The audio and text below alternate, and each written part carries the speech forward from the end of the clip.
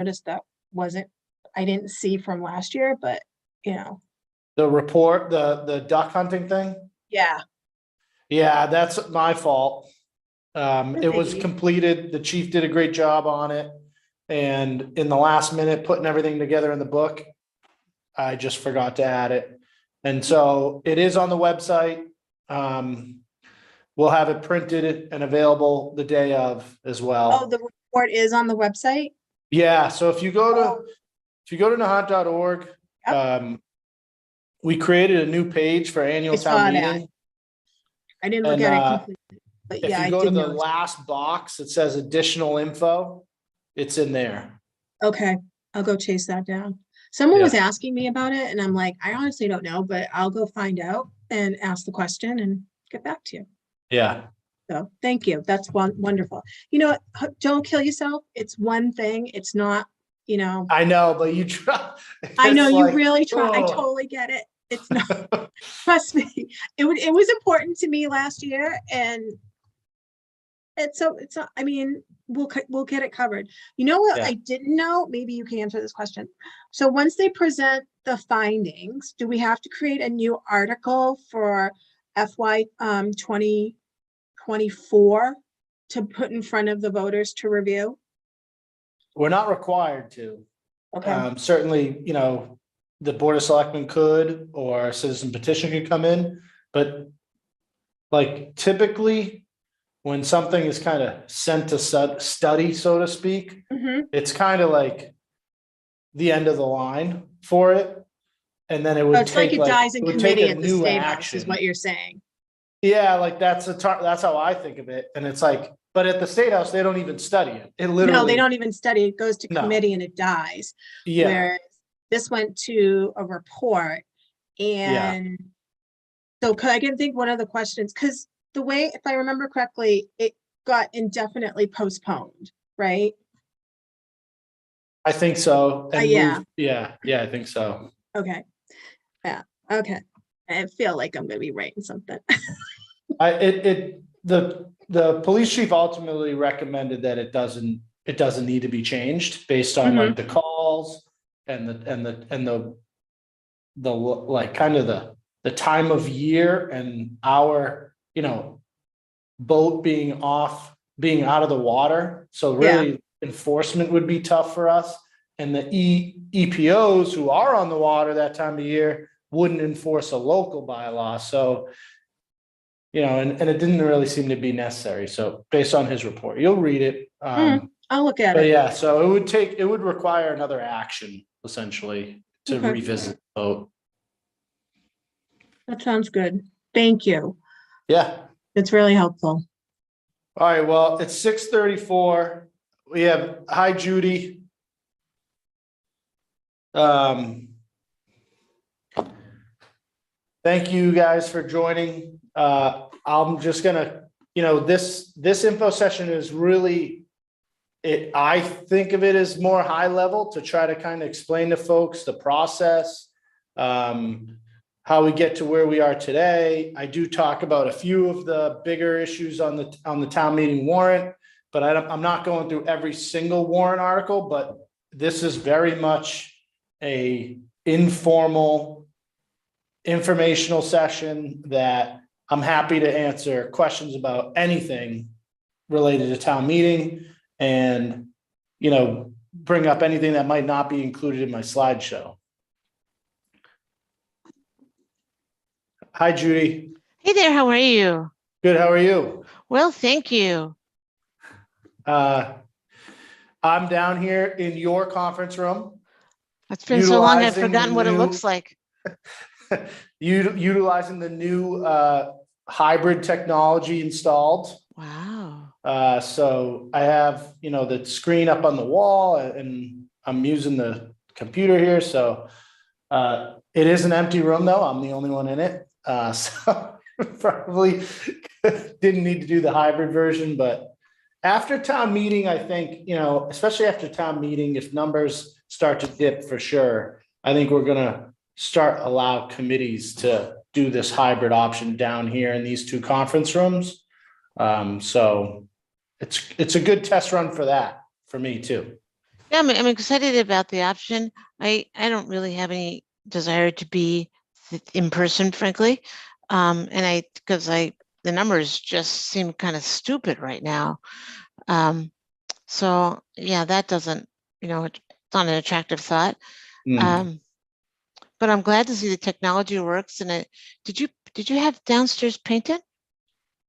No, Oh, does it look, it looks clean? well, hey, it looks clean and certainly brighter. New lights. New lights, Oh, that helps. Yeah, new that was pretty lights. dark and dingy. So that's good news. Yeah, this, the rest of the room Oh, is very bright. pretty I, bright, but yep, this is very much an empty room, as you can see. wow. Wow. A nice setup though. Well done. Yeah, Um, are you so are you expecting many people tonight? I usually these info sessions, when we just did them in person, I probably got like 10 or 15 people. So I didn't really expect, I expected maybe one or two to be in person and everybody else to be online. So, Oh.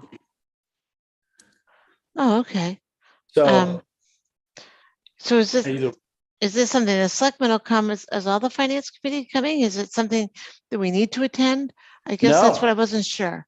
no, not at all. You don't know, this isn't required at all. This is just an opportunity for residents who want to hear a little bit about what is in the book ahead of town meeting, so maybe they're better prepared to vote on something. Certainly, everything that's in the book.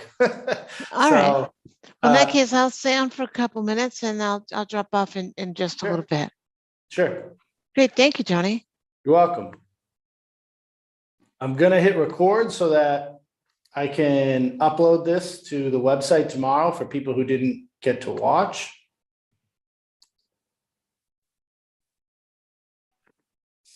Okay, thank you for joining me. Welcome to the first informational session for the 2022 annual town meeting.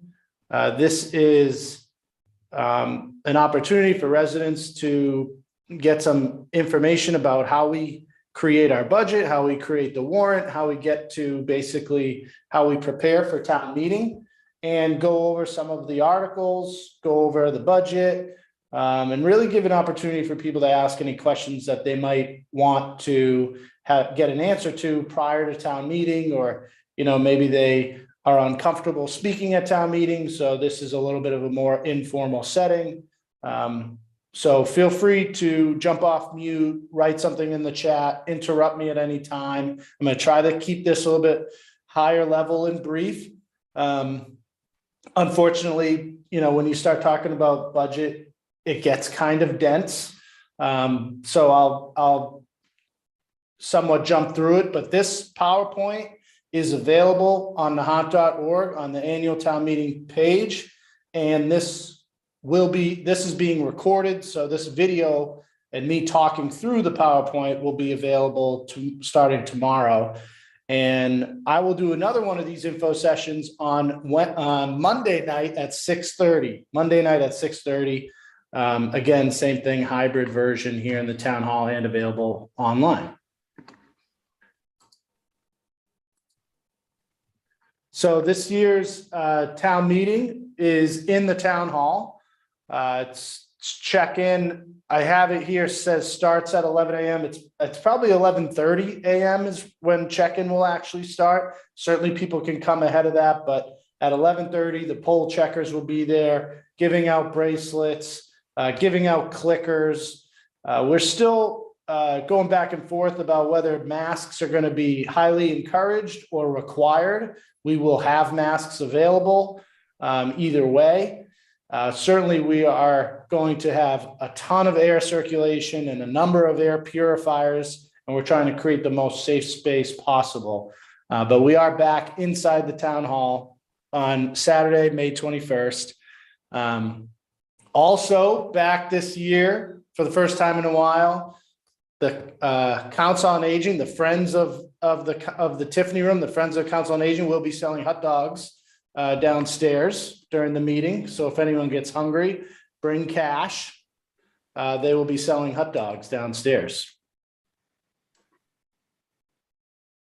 So I want to quickly talk about the process of preparing for annual town meeting. This process starts back in December. Really, we start preparing the omnibus budget, predicting our revenues and seeking requests from departments and committee members back in December. In January, citizen petitions and committee requests for warrant articles are due by January 31st per the Nahant Town Charter. And on the nahant.org website, you can download that form for a citizen petition. There's some guidance as to how you go about that process. And certainly the town clerk is always available for questions. And then January through April is really the marathon of getting everything ready for town meeting. And that involves the Board of Selectmen, myself, the town accountant, department heads, putting together our budget. It involves the Community Preservation Committee going through applications submitted to them, and the Finance Committee, most of all, the Finance Committee, absorbing all that information, writing recommendations, putting together the book, and having it prepared to be sent off to the printer so it can be printed and put in the mail and delivered to doorsteps a week prior to town meeting. So there's multiple different committees, different groups of people working together at the same time and kind of sending information from one committee to another. Some people may not know this, but the omnibus budget that's voted on at town meeting is actually the Finance Committee's budget. They received the first draft from the selectmen, which is prepared by the selectmen, myself, and the town accountant after speaking to department heads. But actually, once we send it to the Finance Committee, they control the budget and they have the right or the authority to make changes how they see fit. And that's the budget that you as a resident actually vote on at town meeting. Opposite of that, the town warrant is controlled by the selectmen.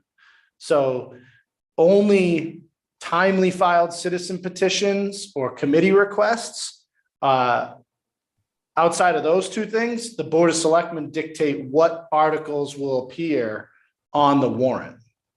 And when it comes to citizen requests, those citizen petitions, we don't control the language. Whatever was submitted timely with the appropriate number of signatures, the language of that article gets implemented into the warrant. We can't change that language.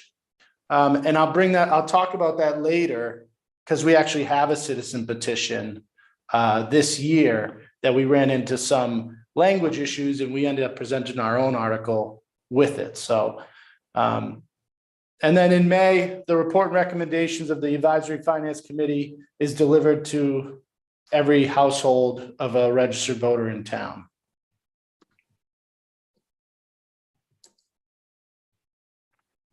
Building the omnibus budget is a very extensive process.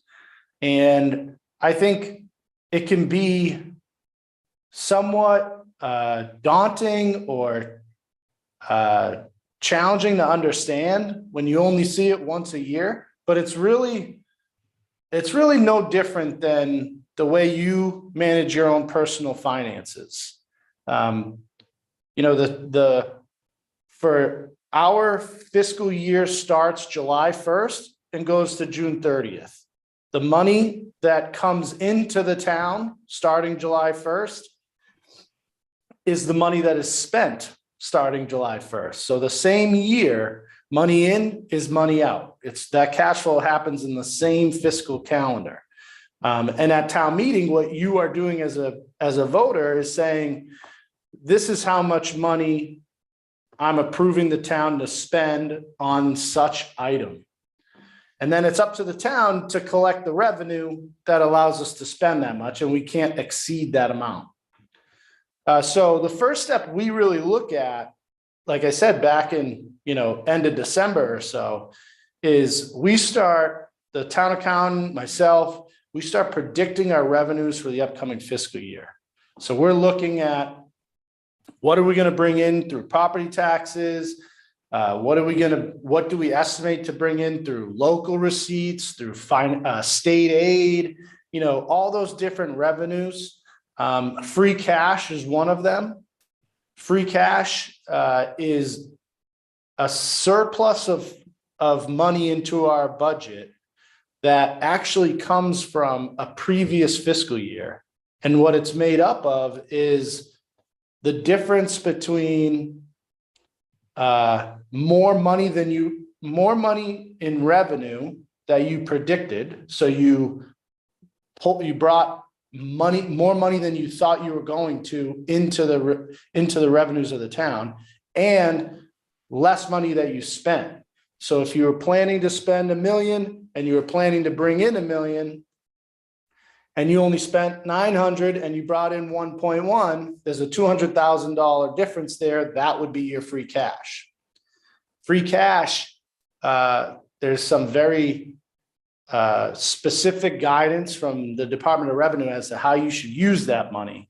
It's similar like a Christmas bonus where you don't know how much it's going to be. It only comes once a year. So you don't want to spend free cash on repeated costs, things that occur annually, like payroll, employee benefits, things that are costs that are always going to be there. You want to spend it on one-time things like buying a piece of capital equipment, putting money into your savings account. For us, that's called stabilization, paying down debt.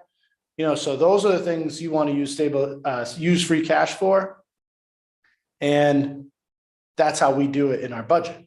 So in the beginning of the year, we start predicting revenues. We predict how much free cash are we going to get? How much are we going to get through property taxes? For Nahant, because Nahant is 98% residential, and because there's a Proposition 2.5 law, our most concrete revenue, being property taxes, can only increase 2.5% total compared to last year. So we're very limited on how much our budget can grow. And we want to keep that in mind when we're dealing with the omnibus budget, that we're not exceeding that growth of revenue in our spending plan. So if our biggest source of revenue can only grow 2.5% from year to year total, then the expenditures that we use that money for really should stay between 2.5% and 3.5% over last year. So when we're talking about payroll, when we're talking about employee benefits, expenses like fuel and keeping the electricity and heat, those things that happen every year, we want to make sure that the total amount of that expense is somewhere between 2.5% and 3.5% growth over last year. That's a healthy way of building your budget. So once we start predicting our revenues, we reach out to our department heads and ask them for what their capital requests are. We ask them for what budget increases they might need, and we start putting all that stuff together. And when we start developing the omnibus budget, we start by prioritizing certain expenses, and we build this budget by funding them there at the minimum. And then we'll come back and add more to it if we have extra funds after everything else. So the first thing we look at is debt. How much money do we owe in loans? How much outstanding debt do we have? What's our minimum payment that we are required to pay this year? Whatever that amount is, we're going to start with that. The next is stabilization. That's our savings account, essentially. We're trying to build our stabilization account to be 5% of our total budget which is around $700,000. That's the recommended amount. This year's stabilization article will put us there. We honestly want to double it. We want to get to like 10%, but with 5%, we're at the recommended level. We're in a really good position. So we have a policy that we've agreed with the finance committee as to how much we're going to put into stabilization every year. And the minimum amount is $100,000. So when we start building this budget, 100 grand goes to stabilization. Other post-employment benefits, these are employee benefits for retired employees. This account, your balance in this account does have an impact on your bond rating. So it's important that we continue to build because it's a liability for the town. Our policy for OPEB is $25,000 on an annual basis. Then the next thing we look at is what are our contractual obligations for the upcoming year? How much are we going to owe in employee contracts, union contracts, other type of service contracts, things that we're locked into. So we put those numbers in, and then we look at assessments like school, like MWRA on the water side, like Lynn Water and sewer treatment plant on the sewer side. And we look at those minimums, we put that in. After those priorities are funded at their minimum, we then review those requests that came in through departments and committees. And we try to satisfy, we have multiple meetings with them. We try to satisfy as many of those as we can. And if any of those requests are good expenditures to be funded with free cash, we'll fund it with free cash. Anything left over at the end will come back to these priorities. So like I said, well, I'll get into it to the next slide. There's a lot of information here. This basically is the result of the process that I talked about in the previous slide. Our omnibus budget this year is only a 2.9% increase for the salaries and general operating expenses. So for those consistent expenditures that happen year after year, we're at 2.9. And as I said before, you really want to be between 2.5 and 3.5. So we're in a very healthy position of only increasing that by $255,000. And then I have it broken down there into general government, public safety, school, public works, cultural recreation. The big decrease there for cultural and recreation is really because our costs associated with military housing is expected to go down because of last year's article. And then in water and sewer enterprise, we have a decent, significant decrease there because Lynn Water Sewer signed their new long-term operating maintenance contract, and it ended up coming in less than what they expected. So last year we had built a higher increase in because it wasn't signed yet, and we didn't know what that number was going to be. Now we know it, and it's less than what we expected. So we're in good shape. We actually can reduce that. The next part here is, like I mentioned, appropriately using free cash. So 100% of the free cash total, which this year is quite high, 1.5 million, is being used to pay for one-time expenditures, funding capital projects, or replenishing those other reserves.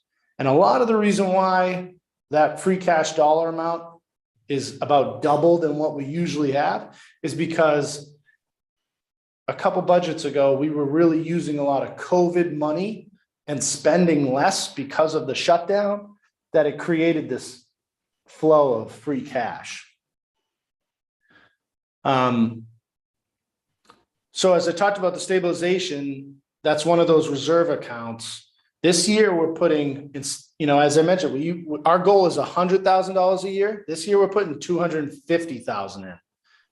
Because we have so much extra free cash, we are in a position to put twice as much as we usually do, or 2.5 times what we usually do, which is going to bring our stabilization account to $670,000 about, which in 2018, this account only had 90-something thousand dollars in it.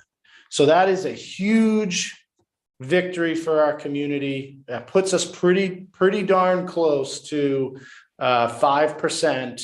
It stabilizes our bond rating, which is, our bond rating is just like your credit score. So having a good bond rating means you're going to get lower interest rates when you go to borrow for things. So, stabilizing that account or that bond rating by putting funds into this and into OPEB is essential for the town. And we're putting 25,000 into OPEB again. That account in 2018 only had about $3,000 in it. And after this year, it'll have $103,000. So we have prioritized these two accounts. We've made significant investment in them, and they're building, and it's a very good story for the town. And then debt. I talked about debt. Debt's the first thing we look at.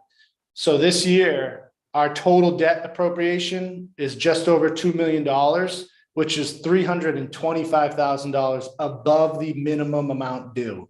So what we do is, similar like you would, you look at all your outstanding loans, you see the ones with the highest interest rates, and you pay those down first. And when you have this extra funds, it goes right to principal. So it's no different than, you trying to pay down a credit card that has the highest interest rate first.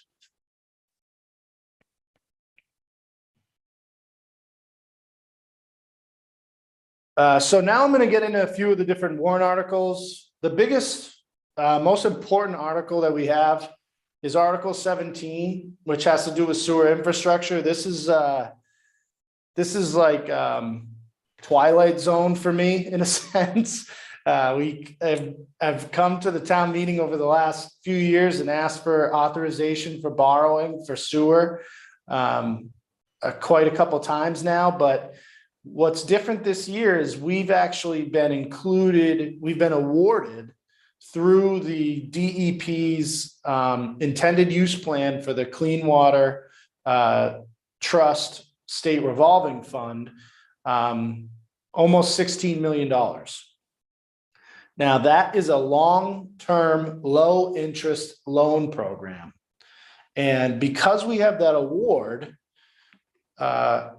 authorizing the town's ability to accept that borrowing capacity is the next step. And if we pass this article, we almost like hold on to that, our place in the program for that amount of money. If we don't pass this article, we risk losing either all or a portion of that award. So the other benefit of this article is, or the way that this program works, is it's similar to a construction loan where the money doesn't actually get borrowed until the project is done. So as we do a project, we get reimbursed through the program for the invoices that we pay. And then when the project's completed, they bond us for the total cost of the project, long-term, very low interest, lower interest than if we were to borrow on our own. So with that, this article, even though it's for $18 million, it really sets us up for like the next 10 years. If this passes, the town isn't going to borrow $18 million the next day or even in the next year and have to start paying debt on it.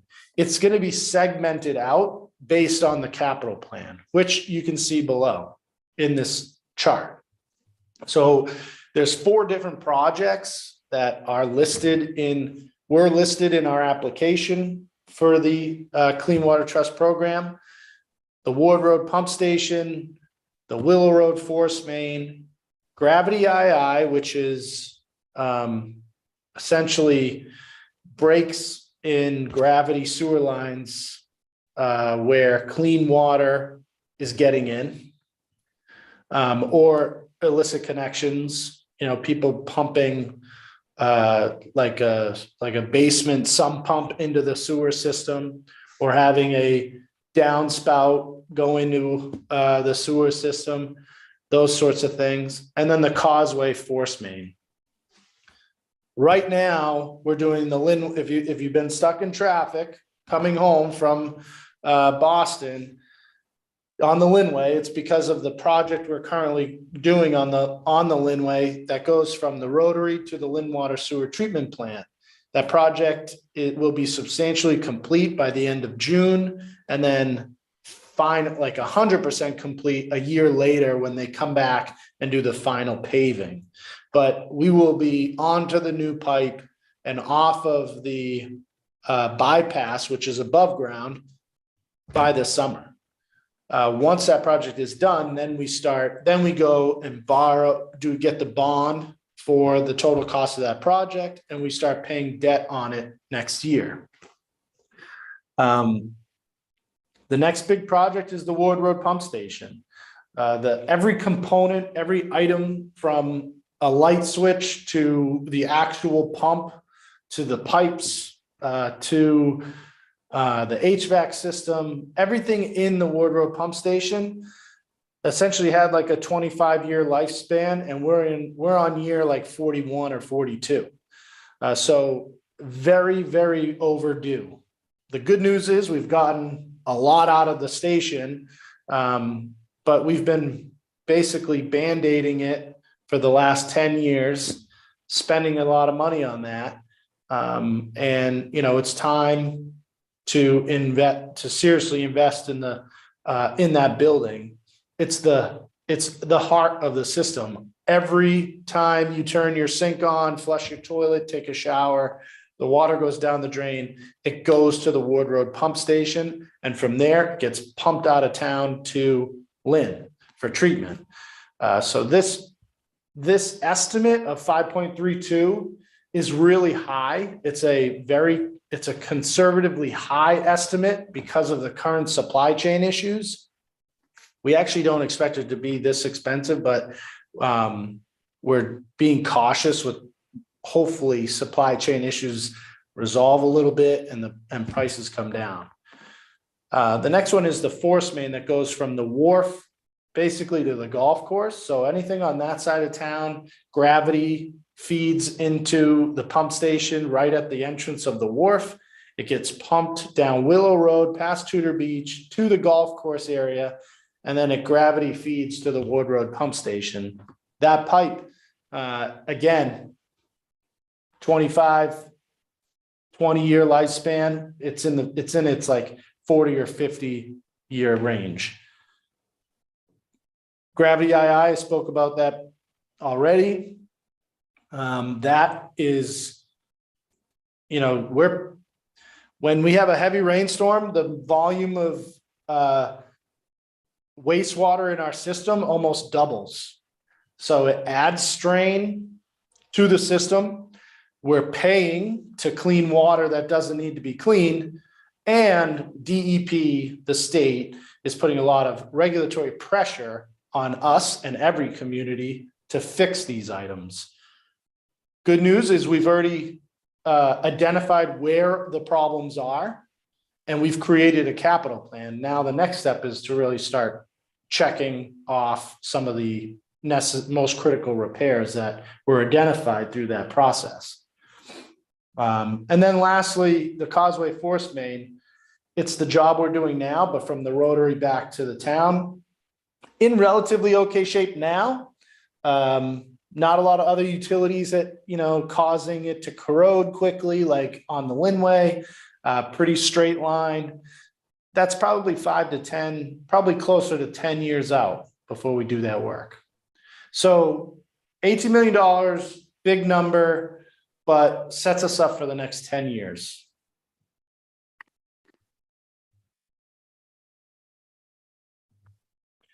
Article 20, fire truck.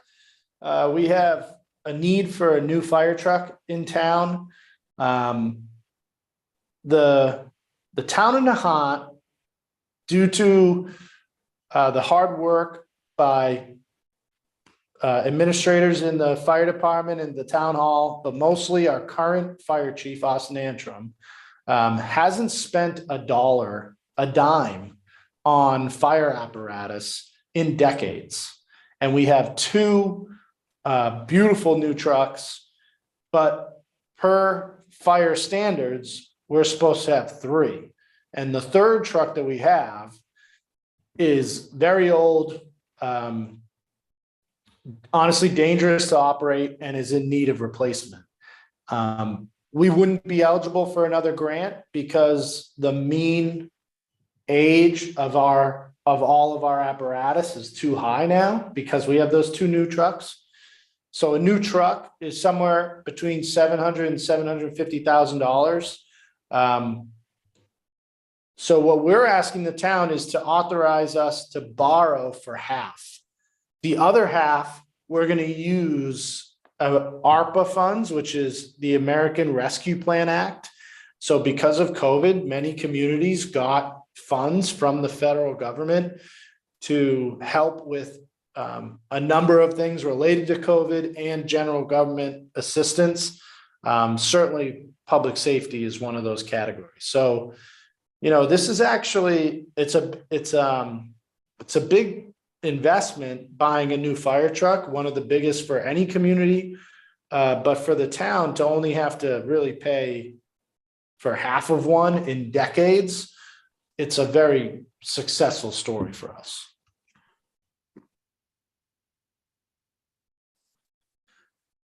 Article 22, community preservation. The match from the state really high this year. There's a ton of funds in this community preservation committee. Did a ton of work, received a bunch of applications, and there's quite a few different articles here and different projects. Community preservation funds are used for housing, for open space, recreation, or historical preservation. And really, the benefit of community preservation funds is that it gives us the opportunity to do projects that we, more of like a want, not always.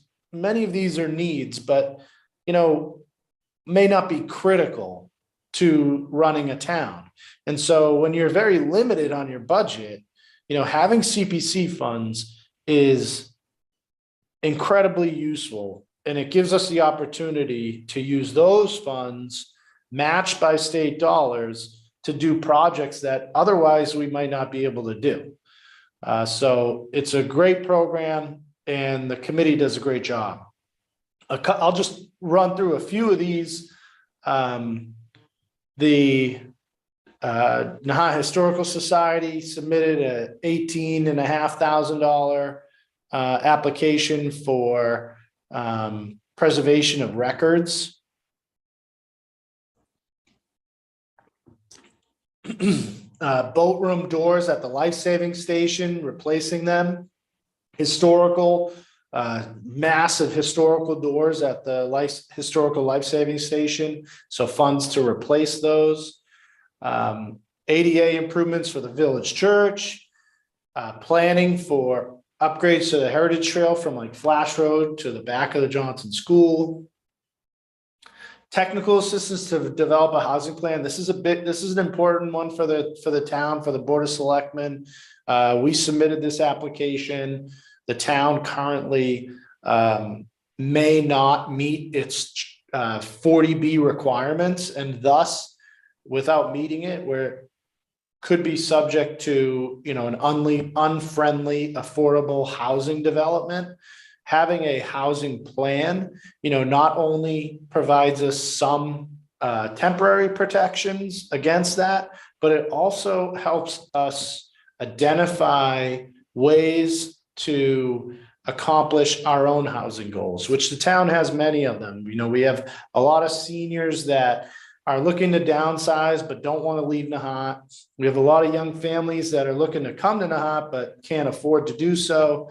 We're obviously we don't have a lot of land that can be developed. So this would be to bring in, technical assistance to help us approach all those housing related subjects, including the most recent MBTA multifamily zoning requirement, which we are currently awaiting new guidelines from DHCD, whatever they end up being, that would be lumped into that process, should this pass. Acoustic and lighting ADA improvements. This one should be easy because we're going to be in the main hall and it's always hard to hear and sometimes see in the main hall. So we actually brought in consultants that would help improve the sound quality in the room and the lighting quality. Borrowing 22H is funding. This article was up last year. It passed. We put the project out to bid. The cost of the project exceeds the funding that was authorized last year. So this additional funding will allow us to continue and hopefully complete these projects. And Little Nahant Playground improvements with vegetation at Bailey's Hill, a maintenance plan for East Point, restoring the flagpole here at the town hall. And the last ones are debt service payments and reverting unexpended funds, excuse me.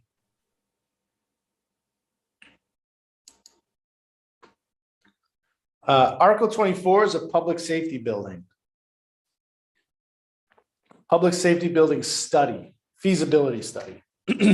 Both, just like a lot of our infrastructure around town, our buildings are falling down and exceeding their lifespan as well. Our fire station and our police station are inadequate, and the fire station worse, I think, than the police station is in a lot of trouble. We've had to put a lot of money into these buildings to keep them safe for our employees.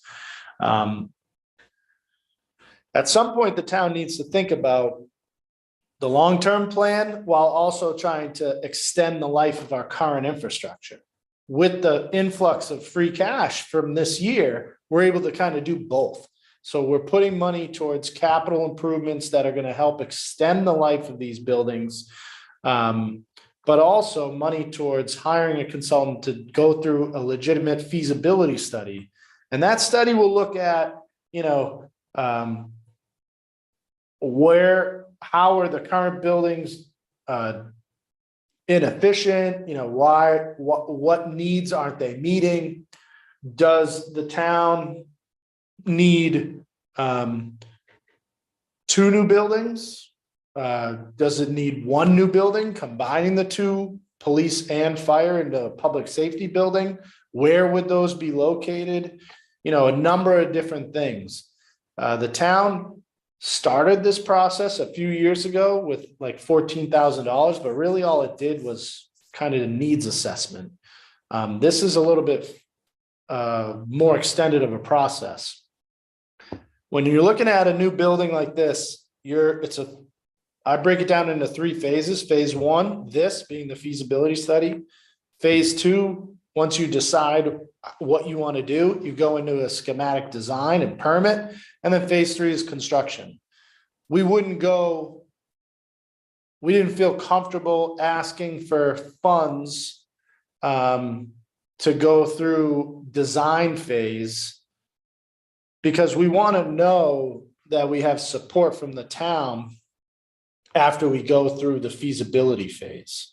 So the first step, go through the feasibility study, very robust public process, come to a common goal, and then ask the town for additional funding to move to phase 2.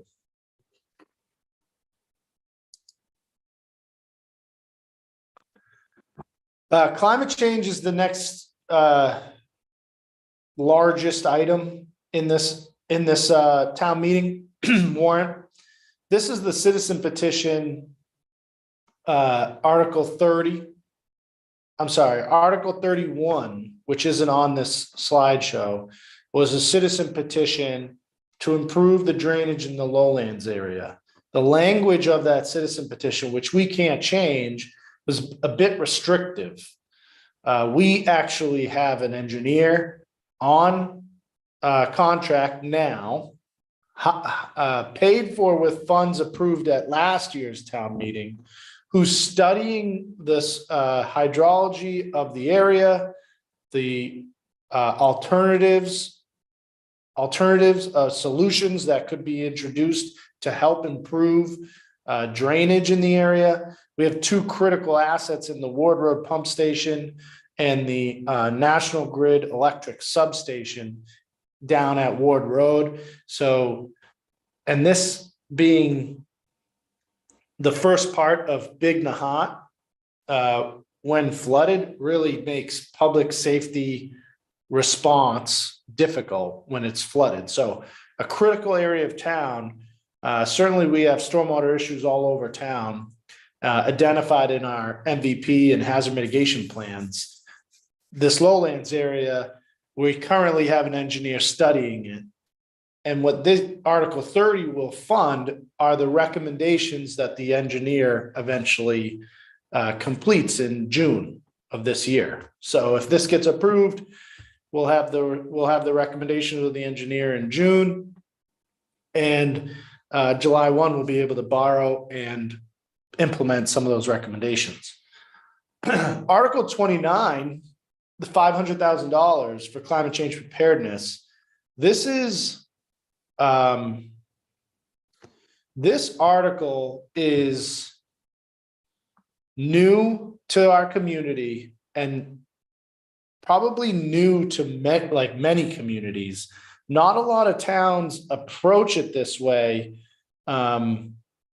because the grant programs that are currently being funded or soon to be funded through ARPA funds, federal funding, this huge influx of money for climate change is this new way of doing business in a sense. And we're trying to set the town up to be eligible and competitive in applying for those funds. So many times those applications, you are required as a town to match a certain percentage of the total cost of the project.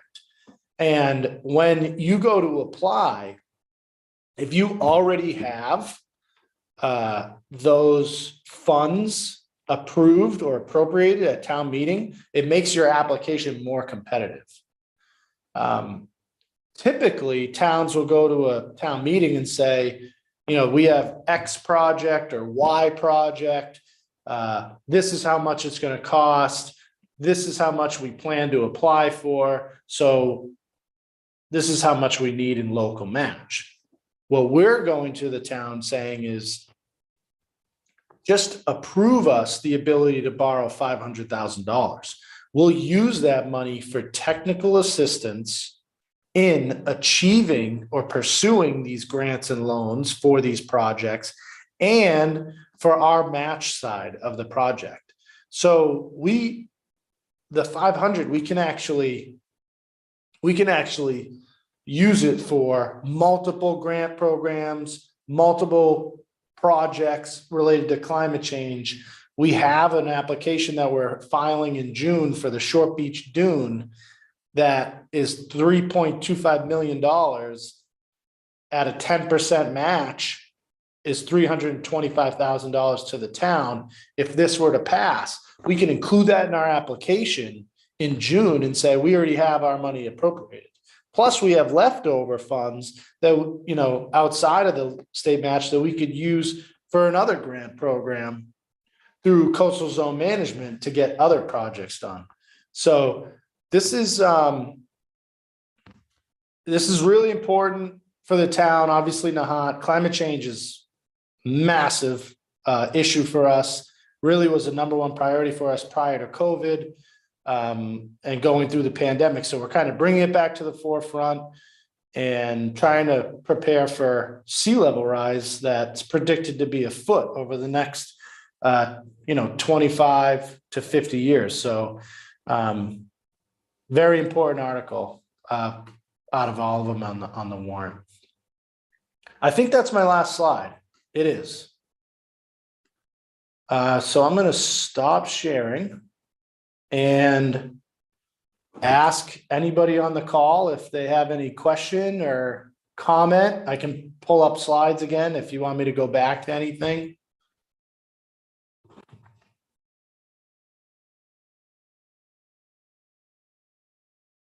Hi, B. If to unmute. You did. I got it. Yeah, I was a little confused about the lowlands drainage.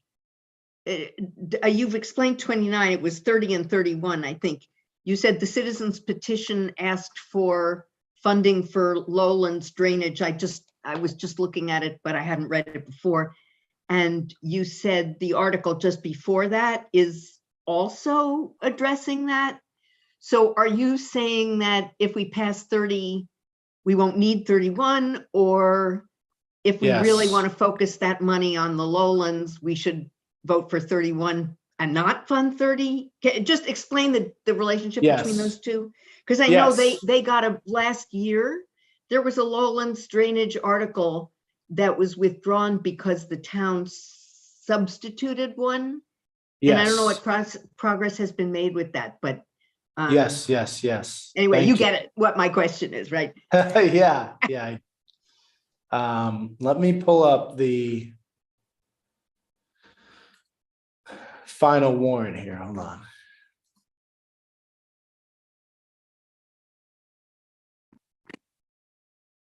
And I'll share my screen.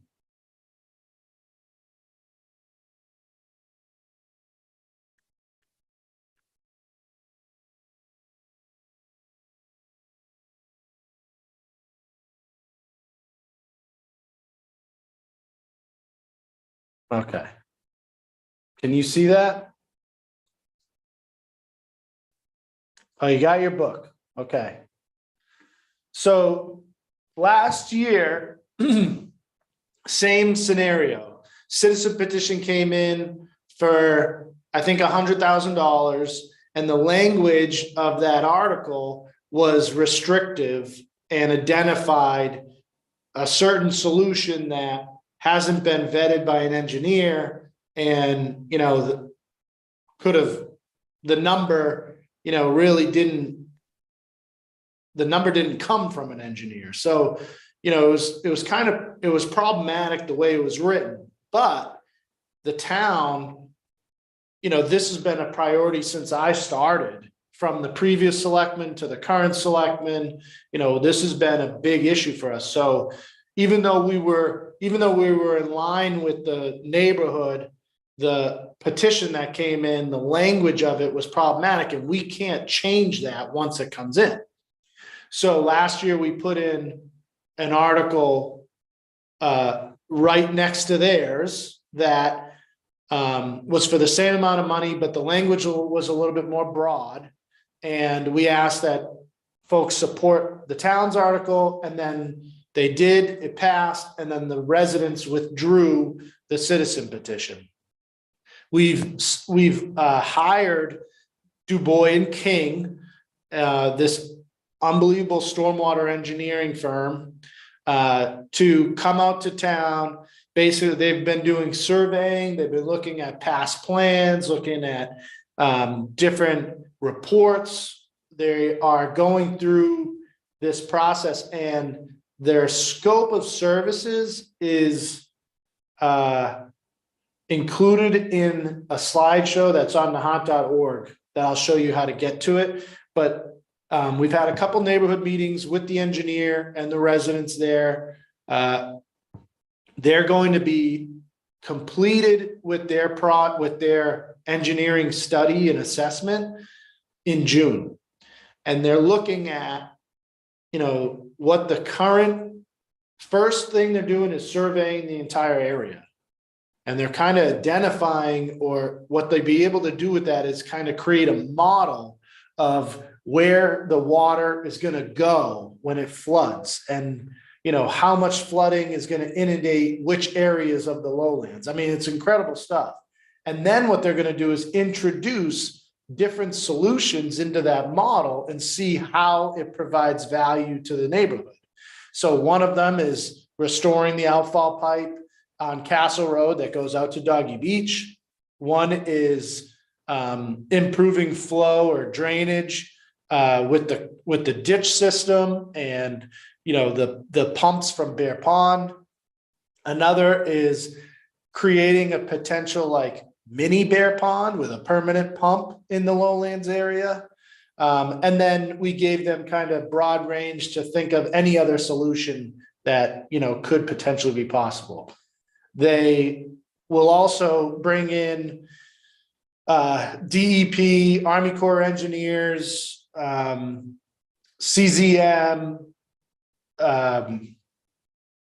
MEMA, like all these different agencies, and find out if they have programs that would help fund or pursue some of the solutions that they identify in their study. So it's, we're definitely spending a lot of money on studying and planning, but it's important that we get this right because it's so critical. So like now, fast forward to this year, citizen petition came in again, Well, it's flow forward. So it's 400,000, it identifies, first of all, it says, I'm careful about like speaking, badly about a citizen's petition because, they put the effort in, they got the signatures, they've been part of the process with us, we're supportive. But just as an example, if you read Article 31, it says $400,000 to repair, restore, improve drainage in the lowlands by replacing, repairing, constructing the existing Castle Road storm drain and installing a permanent fixed pump. Right there, like it's not a storm drain. That's the problem. It's an outfall pipe. So that language could be so restrictive that we would only be able to spend money on the drain, that's at the street and not so much the pipe, the outfall pipe. Two, it's saying that we have to install a permanent fixed pump, which may not be even permittable under MS4 EPA outflow pipe regulations. So, however, that concept is being vetted by the engineer and could be a solution that we pursue or a form of it of some sort. So Article 30, the one above it, we actually do a little bit more money, 550,000, and it is a little bit more broadly worded, and it's to fund drainage improvements in the lowlands neighborhood, generally consisting of Castle Road, Foxhill Road, and Ward Road, including but not limited to improvements to existing infrastructure of drainage ditches, stormwater pipes, outfalls, as well as development of infrastructure to improve drainage or take any other action. So it's a little bit more broader, allows us to kind of really go with what the engineer recommends. So, we've passed something last year. How long have they been studying it? And is there any way of building in? I mean, this is not, it's not my neighborhood, but it seems to me that I totally get that we shouldn't approve an article that requires something which might not be the best solution. I completely understand that. Yeah. But I'd love to see something maybe in Article 30 that says something about when action will start, because it seems like referred to a study. We all know that that's a technique, right? So, and I'm not saying I think that we're committed to getting it done, but I'd love to see something that says a study's being done, we're going to get results by X, we're going to make some decisions, we're going to start. That's all. I mean, that's my point. So we've had that discussion a lot more like on the local level with the neighborhood. And, you know, I appreciate that comment. We haven't really talked more about it like outside of that local neighborhood. Well, they're the ones. You know, most if you, affected. so like the engineer, you know, I have the scope, if the scope isn't uploaded yet, I have it copied and pasted in that PowerPoint, which is online. I should upload the full scope that has those dates and those trigger points, but they're scheduled to be completed by June with their recommendations. So, you know, it certainly has been taking some time because that got approved back in May last year. The money doesn't become available until July. We probably honestly didn't have the capacity to start searching for firms until like August or September. And, you know, we interviewed quite a different, you know, I think we've reached out to 3 or 4 different firms and talked to other towns and, you know, tried to get we really wanted to hire the right people. So that was a little bit of a process. The folks we hired, you know, have been great to work with. And a lot of the initial phase was getting them to understand this area, having them review previous plans and designs and ideas and reports and studies and kind of map this whole thing out. You know, so yeah, it's been taking some time, but, you know, I'm confident in them. And hopefully we have that report by June.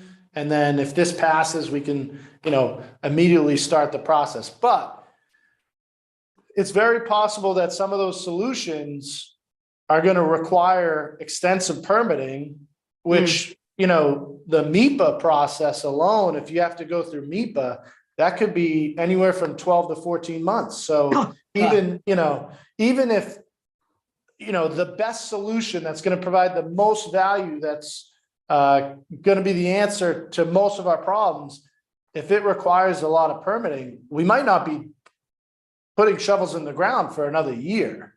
Unfortunately, that's just the process of having to, you know, get things permitted correctly. So we'll see how we go, but yeah, we'll be asking people to support 30 and then withdraw 31.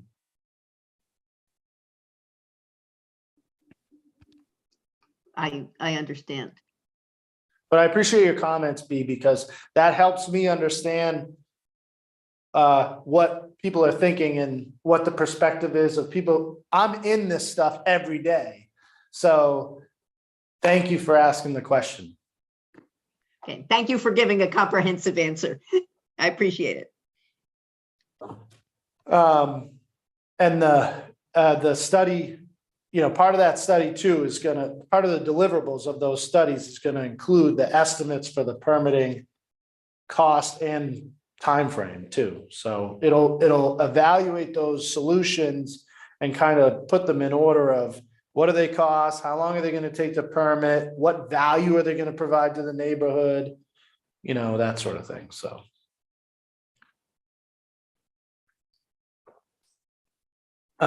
Anybody else have questions or comments or feedback or anything? Nope. Okay. Thank you everyone for joining me.